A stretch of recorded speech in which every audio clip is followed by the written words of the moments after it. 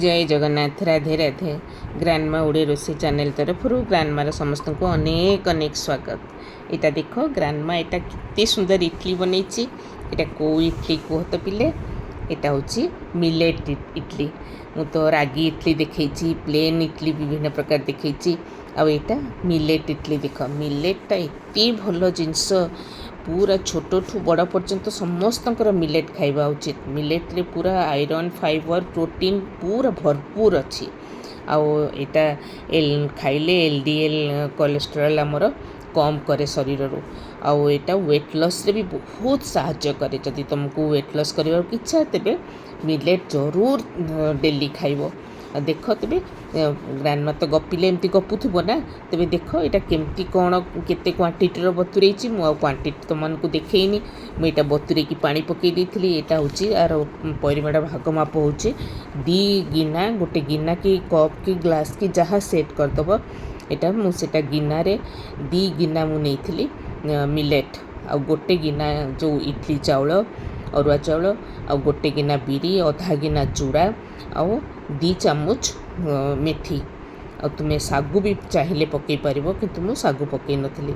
चूड़ाटा जरूर पकईब, चूड़ा पकईले इडली बहुत सॉफ्ट हम। आटा किसी फरक पड़ोनी, यहाँ बहुत टेस्ट लगे। गोटे राति पूरा को बतुरे देती, सकाल को पूरा बतुरी जाइतिला। तापरे ताकू ग्राइंडिंग जार रे बाटिकी तापरे रखीदेली।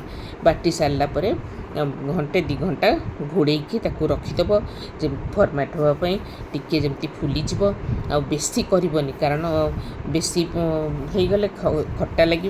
आमको तो एत गुड़े करार ना ना, आपको आम स्टोर करके फ्रिज रे रखा। पिला माने तो सकालू स्कूल जीवे नाती नातुणी से सबुदिन इडली डोसा उत्तपम जहाँ सब तो करके देवाक पड़ो। तेणु से मु अल्प ए बाहर करके बाकी सब फ्रिज रे रखीदेली। तेरे देख गोटे इडली स्टैंड रे गरम पानी पानी बसैकी गरम कर देछि। एटा टिके टिके तेल लगे आ सब देकी 25-30टा इडली है भाया मु बेटर बाहर करी। आपको सब देकरी इडली स्टैंड रे सब गोटे गोटे करी रखिकी घोड़े देवा। 10-15 मिनट बसीज। आड़े संबर चटनी सब होता। संबर तो मुझे देखी आगुरी चटनी संबर आते से गुड़ा सब रेसिपी देखी से मुझे संबर चटनी देखनी। आटा इडली करके तुम्हें आपको बुट डाली आलू तरकारी सांगे भी खाईपर। केते जन खाती एमती। आम घर कि सब संबर आ चटनी हुए, टमाटो चटनी तापरे नड़िया चटनी कि बादाम चटनी जहाँ हेले हम आ संबर हम एमती सब रखिकी गोटे गोटे तापरे स्टैंड रे रखिकी घोड़े देवा। 10-15 मिनट बसला पूरा सेटा बाहर करदेवा। हो बेसी टाइम लगे 10 मिनट रे हो जाए। और ठंडा है आम गोटे गोटे बाहर करवा। देख तुम मैंने कौट सब देखुच मत कमेंट कर जनइब। तुम मान कमेंट पढ़ले बहुत भल लगे मत।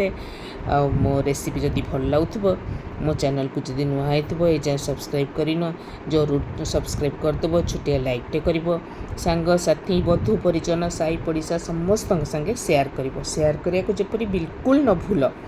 शेयर पूरा कले तो समस्ते जानवे ना विभिन्न प्रकार रागी इडली मिलेट इडली समस्ते जाणिकी से खाइबे। आजकल तो जमती बेमारी सब हो, तेणु सब खाइले देह सुस्थ रहा।